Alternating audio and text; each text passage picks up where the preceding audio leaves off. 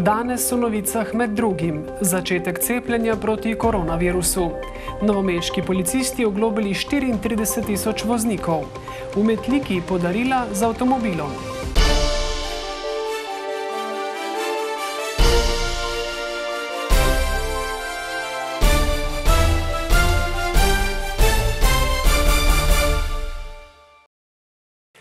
Dober večer. Včerajšnja nedelja, zadnja v letu 2020, je bila zgodovinska, saj se je tudi pri nas začelo cepljenje proti koronavirusu. V prvi pošiljki, ki je v Slovenijo prispela v soboto, je bilo 9570 odmerkov cepiva. Večino so jih že porabili za cepljenje stanovalcev in najbolj izpostavljenih zaposlenih v domovih za starejše in zdravstvu, ki še niso preboleli koronavirusa. Danes smo preverili stanje v nekaterih domovih za starejše. V novomeškem domu starejših občanov trenutno biva 277 stanovalcev. Cepljenje je včeraj minilo brez zapletov. V dobrih 3 urah je bilo vse končano, smo izvedeli med našim dopoldanskim obiskom. Cepljenih je bilo 58 stanovalcev in 9 zaposlenih. A žal smo prejeli premalo cepiva za zaposlene, tako da niso mogli cepiti vseh, ki bi glede na delo, ki ga upravljajo, morali biti cepljeni prednostno, še dodaja Juričičeva. Med drugim so cepili 81-letno Albino Ferš, ki prizna, da jo je roka po končanem cepljenju nekaj časa malo bolela. Danes se počuti dobro, zaupala pa nam je čisto druge skrbi. Ja, ne vemo, kje bomo silvestrovali, to je malo problem, torej nikjer, ampak bomo že potrpeli. Leto mlajša Vida Mikec nam je radostno povedala, da se počuti odlično. V teh težkih časih pa je treba razmišljati pozitivno, nas je še podučila. Ali moraš biti, sam se pa ne glede na COVID, ti moraš gledati naprej. Optimistično naprej pa zrejo tudi v 2 posavskih domovih za starejše. Na Impolci ter v enotah Sevnica in Brežice so včeraj in danes cepili skupaj 420 stanovalcev. Zaenkrat je izrazilo željo po cepljenju 40 zaposlenih in pa nekako 500 stanovalcev. Ali povedano drugače, cepili so samo 10% zaposlenih, še dodaja Perčeva. V Krškem domu starejših občanov so včeraj cepili 20 stanovalcev. Cepivo za cepljenje zaposlenih pa naj bi prijeli do konca tega tedna. Med zaposlenimi je velik interes, v bistvu se večina, ki okužbe niso preboleli, so se odločili za cepljenje. Cepivo predstavlja glavno orožje, da bomo iz te hude krize lahko išli kot zmagovalci, pojasnjuje Marta Košer iz novomeške enote NIJZ. V isti sapi pa jasno opozarja. Treba se bo cepiti, torej cepljenje nas bo rešilo, ne cepivo. To pomeni dovolj veliko število ljudi. Kljub temu pa bo treba še kar nekaj časa nadaljevati s temi splošnimi preventivnimi ukrepi. Glede na negativen odziv ljudi na novomeški tržnici na naše vprašanje, ali se bodo cepili, bo to v prihodnje ključen izziv odgovornih v boju zoper pandemijo. Dober dan, gospa, lahko samo en kratek komentarček? Ne, hvala. Hvala. Bi lahko? Ne bom nič dejala komentarjev. Bo se odločila za cepljenje? Verjetno, da bom, ja. Zdravstvena stroka zagotavlja, da nas bo cepivo vrnilo v normalno življenje. A brez ljudi, ki se bodo pripravljeni cepiti, bo to praznično darilo izgubilo svoj pomen in namen. Zadeve glede cepljenja bomo še naprej spremljali, nadaljujemo pa s stanjem na naših cestah. Zaradi kršitev v prometu so policisti letos na območju policijske uprave Novo mesto oglobili 34.000 posameznikov, kar je v primerjavi z lani manj, a več kot v letu 2018. O tem, kakšno je bilo leto 2020 z vidika varnosti v prometu, smo se pogovarjali z direktorjem novomeške policijske uprave Janezom Ogulinom. Za varnost v prometu moramo skrbeti vsi udeleženci v prometu.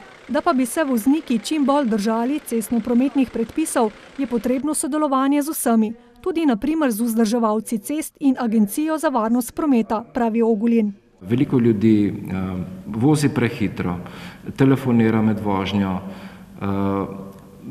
kar pa nas posebej skrbi na Dolenjskem je pa to, da je delež alkoholiziranih voznikov v cestnem prometu ali pa udeležencev prometnih nesreč predstavlja kar 12%. Kar je za 2% več kot lani. Zgovoren je tudi podatek, da so letos zasegli okoli 430 vozil udeležencev, ki niso imeli vozniškega dovoljenja in so bili obenem pod vplivom alkohola. Vsaka prometna nesreča je sicer odveč, dodaja. Vsaka poškodba v prometni nesreči je preveč in še najbolj pa v 6 prometnih nesrečah, ki so se končali s smrtnim izidom, je umrlo letos 9 oseb. Da bi bilo nesreč čim manj, izvajajo vsakodnevne kontrole, večkrat pa promet tudi poostreno nadzirajo. Žal ugotavljamo, da ne glede na tudi vse preventivne projekte z državnega nivoja, ki so predstavljeni tudi v medijih, ki so zelo široko gledani, opažamo, da so učinki nažalost kratkotrajni in da število kršitev ne pada tako, kot bi si želeli. Zato poziva voznike k upoštevanju predpisov. Več pa si poglejte v celotnem pogovoru z direktorjem nocoj o 8:30. V Brežicah so v zadnjih letih pristopili k temeljiti obnovi nogometnega stadiona. Najprej so uredili igrišče z naravno travo ter postavili javno razsvetljavo, letos pa so uredili še pomožno igrišče z umetno travo s pripadajočo razsvetljavo v skupni vrednosti približno 850 tisoč evrov. Z izboljšavami so razumljivo zelo zadovoljni v tamkajšnjem zavodu za šport, ki upravlja s športnimi objekti v lasti občine Brežice, med katere sodi tudi nogometni stadion. Kompleks stadiona uporablja približno 200 mladih in otrok, člani pa so zasidrani v drugi slovenski nogometni ligi. Žal je bilo, bom rekel, zelo moteno delovanje, kar se tiče vadb in tekem in tako naprej. Se je pa na investicijskem področju zgodilo kar precej obnov. Letos so v sklopu javno-zasebnega partnerstva energetsko obnovili več objektov v lasti občine, tudi zgradbo nogometnega stadiona. Prav tako tudi športno dvorano v Dobovi, potem bo tudi dodatno se uredilo pasivno hlajenje v športni dvorani Brežice in pa preko energetske sanacije se tudi uredila telovadnica v Rtičah. V prihodnje jih čaka še nekaj naložb, med drugim nadaljnja obnova nogometnega stadiona. Zaenkrat še manjka tribuna na tej novem igrišču za umetno travo, potem še neke dodatne ograje. Temeljite prenove je potreben tudi atletski stadion pri ekonomski šoli. Vemo, da seveda tudi atletski stadion, ki je bil narejen pri nekaj več kot 20 letih, je potrebno že tudi temeljito obnovo, predvsem proga, tartanske in pa ostale stvari. Kakšna pa je finančna ocena obnove? Projektne ocene sicer so, mislim, da se to giblje nekje od milijon, mogoče v razponu do 1,5 milijona, vse skupaj, če bi želeli urediti tako, kot je zastavljeno, ampak tudi ta objekt se bo po vsej verjetnosti izvajal investicijsko po posameznih fazah. Prek participativnega proračuna pa skrbijo tudi za športno infrastrukturo na podeželju, saj želijo, da bi bil dostop do športnih dejavnosti možen po vsej občini. Kot vsako leto so tudi letos v Ivančni Gorici kljub epidemiji izpeljali osrednjo občinsko svečanost ob dnevu samostojnosti in enotnosti s podelitvijo priznanj športnikom. Le da je tokrat slovesnost potekala prek spleta. Športnik leta je postal motokrosist Jan Pancar. Pancar je v sezoni 2020 nastopal v svetovnem prvenstvu kategorije MX2 in v skupni razvrstitvi dosegal 20. mesto. Zdaj sem že začel z napolno za pripravami za naslednjo sezono, tako da pridno treniram 6-krat na teden, tako da že komaj čakam naslednjo sezono in upam, da bo drugo leto še boljše. Pancar je član avtomoto društva Šentvid pri Stični, ki je postala ekipa leta. Župan pa je ob tej priložnosti spomnil na dosežke občine. Kljub omejitvam, ki so nas doletele, hočeš nočeš, sem kar ob koncu leta kar zadovoljen z rezultati, ki smo jih dosegli. Marsikaj se je naredilo tako na področju investicij, kot tudi na področju dela in življenja v občini. Letos sicer mineva tudi 25 let samostojne poti občine Ivančna Gorica.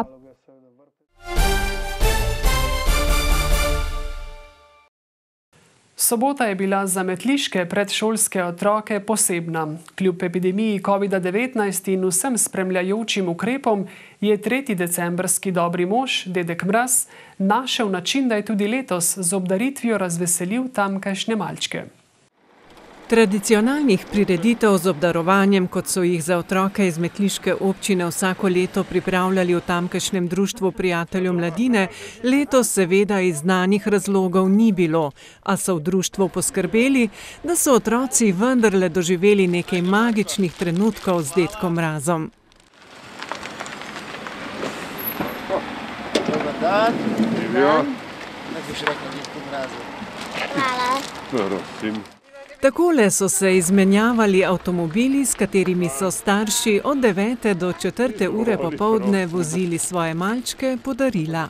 Sistem nam dobro teče, starši so zadovoljni, otroci so veseli so srečanja z dedkom Mrazom, mogoče imajo na tak način še malenkost več časa kot sicer na naših prireditvah, kjer se vedno mudi, ne? Pravi predsednica društva, ki je zahtevam NIJZ zadostila tako, da je dedka Mraza in njegovo pomočnico poiskala kar pod domačo streho. Otroci so bili navdušeni. Pravijo, starši že 2 dni čakajo, da bodo srečali dedka Mraza, vendarle je to en pristen stik, oseben stik, drugo kot pa tisto, ko doma samo darilo pride po noči ali kakorkoli že se znajde pod smrečico, tukaj pa je darilo izročeno od prave osebe. Darila, za katera so prispevali sponzorji in donatorji, za kar se jim v društvu zahvaljujejo, so tudi letos bogata in lepa.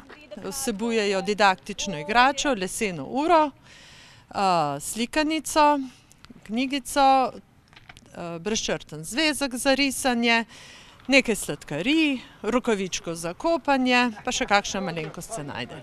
Najmlajšim so se očke najbolj zaiskrile, ko so v polni pisani vrečki opazili, ki bodo vsaj malo popestrile letošnje s covidom zaznamovane praznike. Za konec še enkrat v dom starejših, a tokrat ne bo v ospredju koronavirus. Decembrski petki so bili v domu starejših občanov v Metliki zelo pestri. Ob upoštevanju vseh ukrepov je stanovalce v začetku meseca pozdravil Miklavž, na božični dan pa so lahko uživali v krajšem koncertu. Na pomoč so, kot vedno, priskočili tudi gasilci. Ko se je stemnilo in so dom starejših občanov v Metliki osvetlile lučke, se je začel božični koncert zakoncev Lipičnik. Tako so stanovalcem polepšali še zadnji decembrski petek. Najlepši zaključek, res da je dež, ampak očitno nas nič ne moti, tako ne glasbenike, kot tudi ne nas obiskovalce, kakor tudi ne stanovalce. Vzdušje je nekoliko pokvarilo le vreme. Dež je preprečil aktivnejše sodelovanje gasilskega društva Metlika.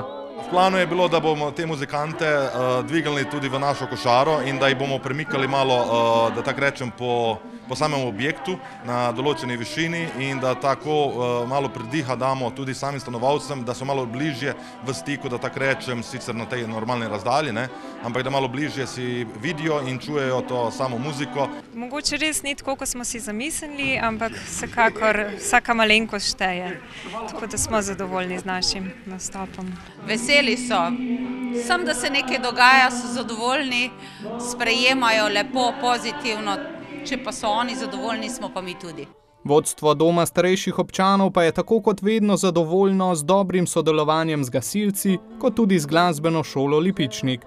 Vsi pa so si brez težav vzeli čas na praznični božični dan. Za vsako akcijo si mora človek vedno vzeti čas, tudi če je slaba akcija. Danes je pa zelo dobra akcija, pozitivna akcija in zato si pa definitivno moramo vzeti čas. Za take stvari si ni težko vzeti čas. Meni so osebno starostniki zelo pri srcu, čutim eno empatijo do njih, tako da z veseljem se odzovemo. Z božičnim koncertom pa so poskrbeli tako za veselje starejših, kot tudi mlajših. Na ta način so bili prazniki vsaj malo bolj podobni resničnemu doživljanju praznične idile. Če bi bil božič po vrhu vsega še bel, bi bilo vse skupaj še veliko lepše. Nekje so danes deležni obilne snežne pošiljke, v naših koncih pa nas očitno čaka več dežja. Ne glede na vse, lep večer in vabljeni pred male zaslone tudi v jutrišnjih novicah.